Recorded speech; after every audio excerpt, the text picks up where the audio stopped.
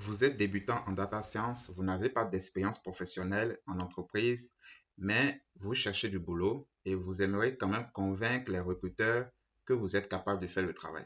La meilleure façon de le faire est de vous démarquer en construisant un portfolio vraiment riche et qui va montrer aux recruteurs que vous êtes non seulement compétent sur l'aspect technique, mais aussi que vous pouviez bel et bien comprendre des problématiques business et les résoudre. Dans cette vidéo, je vais vous donner un exemple d'application machine learning que vous pouvez construire pour montrer vos compétences aussi bien en machine learning, en développement web, donc développement d'applications, et aussi en résolution de problématiques business. Et ici, j'ai construit une application qui fait du conseil en investissement. Donc, si vous êtes par exemple intéressé par le domaine de la finance, le domaine de la bourse, de l'investissement en bourse, cette application est une aubaine pour vous. Donc, vous pouvez construire le même genre d'application que je vais vous montrer et insérer ça dans votre portfolio de projet. Donc, moi, j'ai construit une application, en fait, un dashboard avec Streamlight qui joue le rôle de conseiller intelligence artificielle pour des investissements éclairés. Vous n'êtes pas sans savoir que investir est essentiel pour garantir votre avenir. Vous devez investir, que ce soit l'investissement en apprentissage, l'investissement de votre temps pour faire quelque chose. Donc, tout résultat que vous visez nécessite en amont un investissement.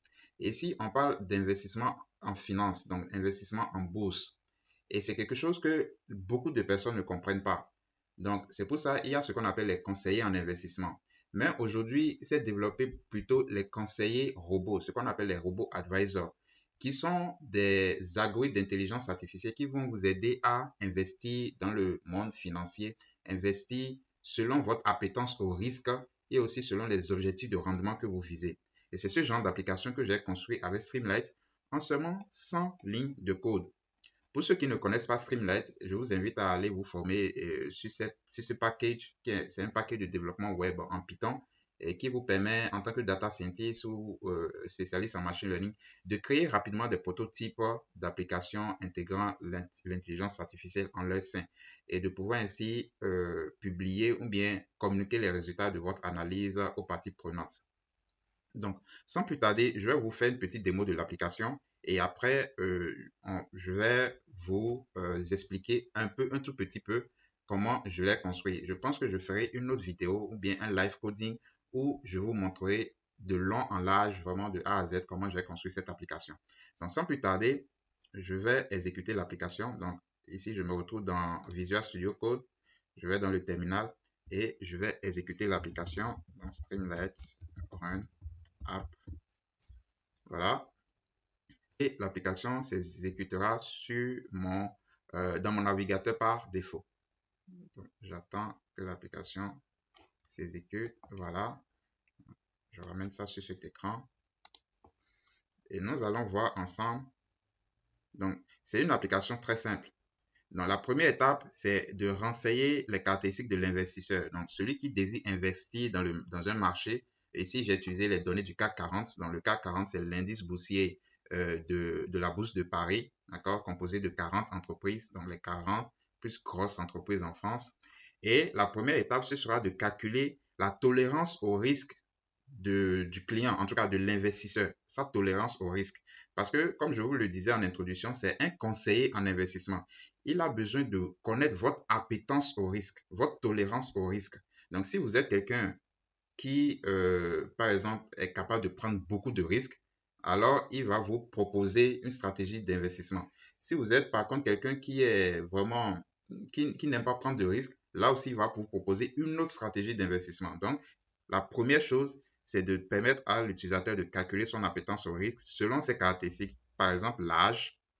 Ici, on va mettre par exemple que la personne a 35 ans, d'accord? Net worth, c'est en quelque sorte la richesse de la personne. Donc, par exemple, au total, quel est le patrimoine de la personne. Donc, ici, je vais mettre par exemple 20 000 ou bien je vais mettre, voilà, je vais mettre 20 134 euros par exemple. Le revenu annuel, je laisse à 100 000, vous pouvez le déplacer comme vous voulez. Le niveau scolaire, en tout cas, le niveau en matière d'éducation de la personne. D'accord? Donc ici, c'est des codes d'après les données que j'ai utilisées, c'est des codes qui varient de 1 à 4, donc c'est un entier naturel. Ici, je vais le mettre en 3 pour dire, voilà, la personne est quand même éduquée. Est-ce que la personne est mariée? Oui. Non. Et oui, c'est 2. Donc, je vais mettre 2. Est-ce que la personne a des enfants? Je vais mettre 4 enfants. D'accord? Occupation aussi, c'est des codes. Et le dernier attribut, en fait, c'est comment dire, la propension de la personne à prendre du risque. Donc, quand vous venez voir un conseiller en investissement, il vous dit sur une échelle de 1 à 4, d'accord, à quoi vous estimez votre appétence au risque vous-même, d'accord? Et vous lui dites ça. Donc ici, je vais mettre 2. OK? Donc, vous renseignez des caractéristiques. Et cette donnée-là, n'importe quelle institution bancaire a cette donnée sur ses clients. Donc, quand vous prenez une banque, elle connaît l'âge de ses clients, leur patrimoine, leurs revenus, leur niveau d'éducation. C'est des données démographiques qu'on peut connaître. C'est pour ça que je dis ce genre d'application, vous pouvez le construire en faisant vous-même déjà un effort de collecte de données. D'accord? Et c'est des données que vous pouvez avoir facilement. Et donc, vous pouvez demander aux personnes que vous avez interviewées, d'accord? Par exemple, ça peut être par le biais de formulaires d'enquête, etc. Où eux-mêmes, ils estiment à combien, sur une échelle de 1 à 4, le risque qu'ils peuvent prendre en investissement et vous donneront les réponses. Maintenant, sur cette base, vous allez calculer le vrai risque, leur vraie tolérance au risque. D'accord?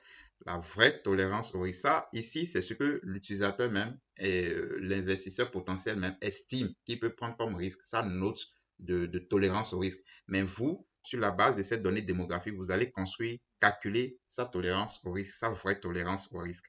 Donc, je clique là et l'application va tourner et ça va me donner la vraie tolérance au risque. Donc, il dit la tolérance au risque que l'application a prédit, c'est 19,1. Donc, ici, c'est en pourcentage, donc 19,1%. OK? Comment cela est calculé? C'est un modèle de machine learning que j'ai intégré derrière. Donc, comment vous faites ce modèle de machine learning? Supposons que vous avez fait une enquête sur une population, en tout cas, vous avez envoyé un formulaire à vos amis de renseigner leur âge, leur richesse, leurs revenus, etc.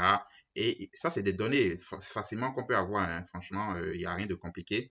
Et il y a des formules pour calculer le risque, d'accord? Donc, si vous êtes dans le domaine de l'investissement financier, vous allez chercher la formule et maintenant calculer sur la base des informations qu'ils vous ont fournies, calculer pour chacun d'eux sa tolérance au risque. Et là, vous aurez votre variable cible, OK?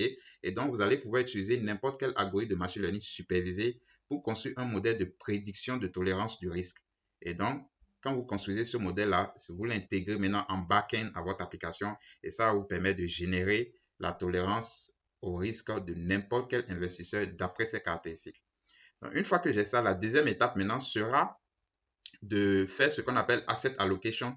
Donc, vous avez un portefeuille d'actifs boursiers. Comment vous allez partager votre capital entre ces actifs-là. D'accord? Vous allez allouer combien de votre capital à Apple, combien de votre capital à Société Générale, etc. etc. Donc, ici, là, cette allocation, ça vient de la maxime, en tout cas de ce qu'on dit. Souvent, il ne faut pas mettre ses œufs dans le même panier, il faut diversifier son portefeuille. OK? Donc, comment rétablir ça de manière optimale? C'est ce qu'on va calculer ici. Et ici, j'ai utilisé un algorithme aussi derrière. D'accord? Vous pouvez trouver les détails en fait dans mon livre. Je vous mettrai le lien en description de la vidéo. Vous allez trouver les détails dans le livre, comment calculer, faire la répartition des actifs dans un portefeuille.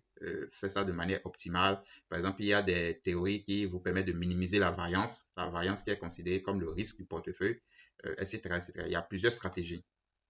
Donc ici, la valeur que j'ai trouvée ici, je vais la mettre ici, donc 19,1, j'appuie Enter, et je vais maintenant sélectionner les actifs dans mon portefeuille. Ici, on est dans le CAC 40, donc c'est les sociétés de la Bourse de Paris.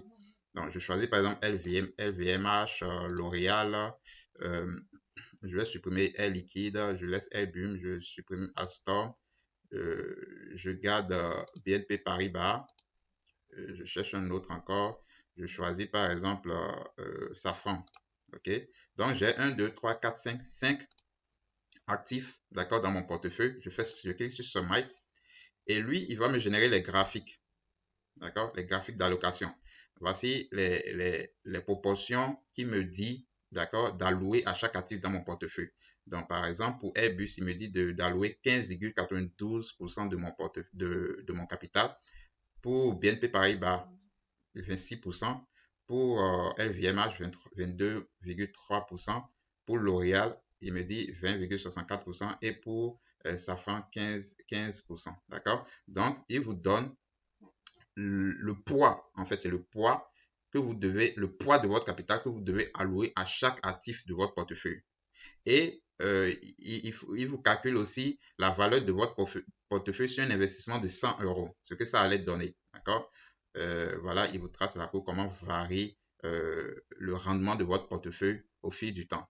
Et c'est ces deux graphiques-là, en fait, et aussi votre tolérance au risque qui vous permettent de prendre, d'avoir un avis sur l'investissement que vous voulez faire. Vous pouvez vous amuser à changer cette valeur, par exemple, à changer les actifs dans le portefeuille et vous avez la répartition des actifs dans l'asset allocation et ce que votre portefeuille, votre investissement de 100 euros vous rapporterait, d'accord, sur la base de toutes ces informations.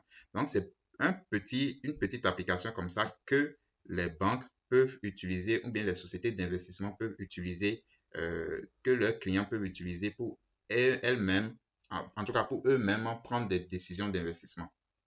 Donc, voici une idée d'application que vous pouvez, en tout cas de projet que vous pouvez rajouter dans votre portefeuille et cela peut vraiment intéresser les recruteurs.